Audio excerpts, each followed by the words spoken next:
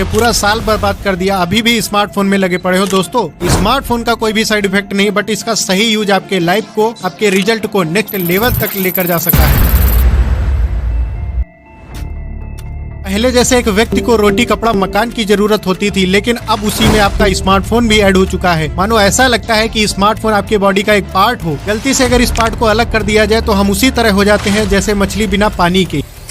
पूरा समय बर्बाद हो गया। अब 2 से 3 महीनों में क्या ही हो जाएगा दोस्तों, क्या ही नहीं बहुत कुछ हो जाएगा, लेकिन उसके लिए आपको पूरे प्लान और स्ट्रेटेजी के साथ काम करना होगा। हिंदी हो या other subject, 100 out of 100 mark लाने के लिए आपको पूरे प्लान और स्ट्रेटेजी के साथ काम करना होगा। अगर आपने एक बार ये रूल्स और स्ट्रेटेजी समझ ली तो आपको 100 आउट ऑफ 100 मार्क लाने से कोई नहीं रोक सका। आप एनीबॉडी कोई भी एग्जाम देंगे, आप अपनी जीत का पंचम लहरा कर ही आएंगे, एग्जाम में फोड़ के आएंगे। पूरी हिंदी को 32 डेज में खत्म करने के लिए रोड मैप बनाना बहुत जरूरी है। बट ये रोड मैप है क्या? कोई नहीं दोस्तों, मैं तुम्हें बताता हूँ हिंदी को कैसे तैयार करना है और एक बेहतर रोड मैप कैसे बनाना है, जिसका यूज अभी तक सभी टॉपर्स ने किया है। दोस्तों, सबसे पहले बात करते हैं कितने दिन पढ़ना है, क्या पढ़ना है और कितना पढ़ना है, इन सारी चीजों की बात करेंगे। दोस्तों, सबसे पहले हिंदी को कई पार्ट्स में डिवाइड कर देंगे। फिर बहुविकल्पी पढ़ने हैं 8 दिन, लेखक के जीवन परिचय पढ़ने हैं 2 दिन, कवि के जीवन परिचय पढ़ने हैं 2 दिन, पत्र लेखन पढ़ना है 3 दिन, निबंध पढ़ना है 3 दिन और संस्कृत के प्रश्न पढ़ने हैं सिर्फ 3 दिन और श्लोक पढ़ना है 1 दिन और खंडकाव्य पढ़ना है सिर्फ 2 दिन और गद्यांश पढ़ना है 4 दिन और पद्यांश पढ़ना है 4 दिन। लेकिन बात करते हैं, हमने डेज तो फिक्स कर लिए, लेकिन इसमें पढ़ना क्या है, इन सारी चीजों की बात करने वाले हैं। ये जो हमने डेज फिक्स किए हैं, इनका एक स्क्रीनशॉट लो और जहाँ पर आप पढ़ते हो वहाँ पर चिपका दो, क्योंकि ये चीज पूरे रोड मैप का सबसे महत्वपूर्ण हिस्सा है। अगर आप भी 100 आउट ऑफ 100 मार्क लाना चाहते हैं। दोस्तों, अब हम बात करेंगे कितना पढ़ना है और क्या पढ़ना है, इन सारी चीजों की बात करने वाले हैं। टेंशन बिल्कुल नहीं लेना है, क्योंकि मैं तुमको सिर्फ वही बताऊंगा जो सटीक पेपर में छप जाएगा। दोस्तों, क्लास 10th हिंदी में 20 बहुविकल्पी प्रश्न आते हैं, लेकिन आपको 120 पढ़ने हैं डेली 15 8 दिनों तक। इसके लिए आप अनसाल्ड का यूज कर सकते हो या फिर क्वेश्चन बैंक का भी यूज कर सकते हो, बट आपको वही क्वेश्चन पढ़ने हैं जो सबसे ज्यादा रिपीटेड हो और सबसे ज्यादा इम्पोर्टेंट हो। अगर आपको समझ नहीं आ रहा है कि हम कौन से इम्पोर्टेंट प्रश्न पढ़ें, तो आप वीडियो में कमेंट कर सकते हो, मैं आपको सभी नोट्स प्रोवाइड कर दूंगा। अब हम बात करते हैं बहुविकल्पी प्रश्न कौन कौन से टॉपिक कवर करते हैं। तो पहला टॉपिक है रस, फिर छंद, फिर अलंकार, वाच्य, समास, तत्सम, तद्भव, पर्यायवाची, उपसर्ग, प्रत्यय, शुक्ल युग, शुक्लोत्तर युग, रीति काल, आधुनिक काल, द्विवेदी युग, छायावादी युग, प्रगतिवादी युग, प्रयोगवादी युग, नई कविता युग। इन सभी टॉपिक्स से बहुविकल्पी प्रश्न बनते हैं एग्जाम में। अगर आपको पूरे 120 प्रश्नों का एक प्रॉपर वीडियो चाहिए तो आप वीडियो में कमेंट कर सकते हो। प्रॉपर एनालाइज के साथ आपको 120 प्रश्नों का एक वीडियो मिल जाएगा। अब हम बात करते हैं लेखक के जीवन परिचय की। 3 आते हैं, 1 करना होता है, जिसके लिए आपको 5 मार्क्स मिलते हैं। मैं तुमको सिर्फ 2 बताऊंगा, आपको 2 दिन का टाइम लगेगा, 1 दिन में आपको 1 कंप्लीट करना है। पहला है राजेंद्र प्रसाद और दूसरा है आचार्य रामचंद्र शुक्ल। आपको सिर्फ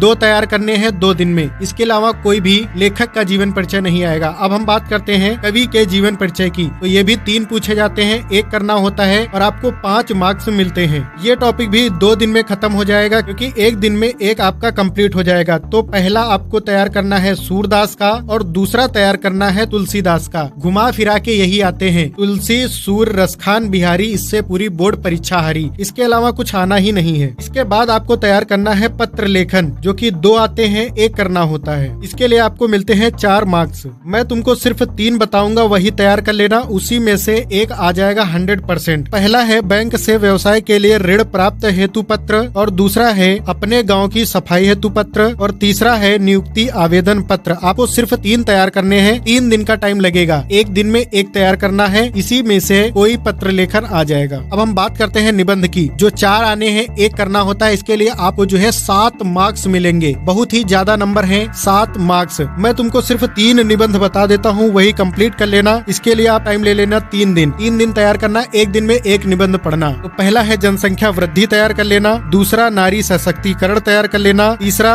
विज्ञान वरदान है या अभिशाप, ये तैयार कर लेना। इसी में से कोई ना कोई 100% फंस जाएगा। अब हम बात करते हैं संस्कृत के प्रश्नों की, जो सिर्फ 4 आते हैं, 2 करने होते हैं। इसके लिए आपको मिलते हैं 2 मार्क्स। मैं तुमको सिर्फ 30 प्रश्न बताऊंगा, जिनको आपको तैयार करना है 3 दिन में, यानी 1 दिन में 10 प्रश्न। तो उसके लिए मैं तुमको कुछ इंपॉर्टेंट प्रश्न लिख कर देता हूँ। कुछ प्रश्न हमने आपको लिख कर दे दिए हैं, बाकी आपको तैयार करना है, अपने मन से इंपॉर्टेंट वाले देखने हैं, रिपीटेड क्वेश्चन देखने हैं। करते हैं श्लोक की, जो कि एक आता है वही आपको करना होता है, जिसके लिए आपको मिलते हैं 2 मार्क्स। लेकिन इसके लिए एक शर्त होती है कि वो श्लोक परीक्षा में ना आया हो। मैं तुमको 4 लिख कर देता हूँ, वही तैयार कर लेना, 100% यही फंस जाएंगे। अब हम बात करते हैं खंड काव्य की, जो कि डिस्ट्रिक्ट वाइज होता है। इसको आपको 2 दिन अच्छे से पढ़ना है, 2 से 3 बार। इसके लिए आपको मिलते हैं पूरे 3 मार्क्स। लेकिन आपको खंड काव्य अच्छे से पढ़ना होगा, 2 से 3 बार इसको पढ़ना होगा, तभी आपको समझ में पूरी स्टोरी आएगी। अब हम बात करते हैं हिंदी के सबसे इम्पोर्टेंट टॉपिक की, जो कि है गद्यांश और पद्यांश। हिंदी का जो गद्यांश होता है 2 आते हैं पेपर में, 1 करना होता है। इसके लिए आपको मिलते हैं पूरे 6 मार्क्स। आपको 8 इम्पोर्टेंट वाले गद्यांश निकालने हैं जो सबसे ज्यादा रिपीटेड हो। आपको इसके लिए क्वेश्चन बैंक देखना पड़े या अनसॉल्व्ड देखना पड़े, एनीबडी आपको कुछ भी रिसर्च करना पड़े, लेकिन आपको रिपीटेड वाले 8 निकालने हैं। 4 करना है 1 दिन में, और इसमें आपको संदर्भ सहित कायदे से बहुत ही अच्छे तरीके से करना होगा। प्रॉपर आपको लिखने का तरीका आना चाहिए। अब हम बात कर लेते हैं पद्यांश की। पद्यांश भी 2 आते हैं, 1 करना होता है। इसके लिए भी आपको 6 मार्क्स मिलते हैं। इसके लिए भी आप 8 इम्पोर्टेंट वाले निकाल लेना, अनसॉल्व्ड से निकालना या बुक से निकाल लेना, स्मार्टफोन से निकाल लेना। 1 दिन में 4 करना, 2 दिन में आराम से ये भी खत्म हो जाएंगे। अब हम बात करते हैं संस्कृत के गद्यांश और पद्यांश की। तो संस्कृत का जो गद्यांश होता है उसमें भी 2 आते हैं, 1 करना होता है। इसके लिए आपको मिलते हैं 5 मार्क्स। आपको इसमें भी 8 इम्पोर्टेंट और रिपीटेड वाले संस्कृत के गद्यांश निकालने हैं। इसके लिए आप अनसॉल्व्ड यूज कर सकते हो, विद्या यूज कर सकते हो, स्मार्टफोन यूज कर सकते हो, कुछ भी यूज कर सकते हो, अवतार यूज कर सकते हो। लेकिन आपको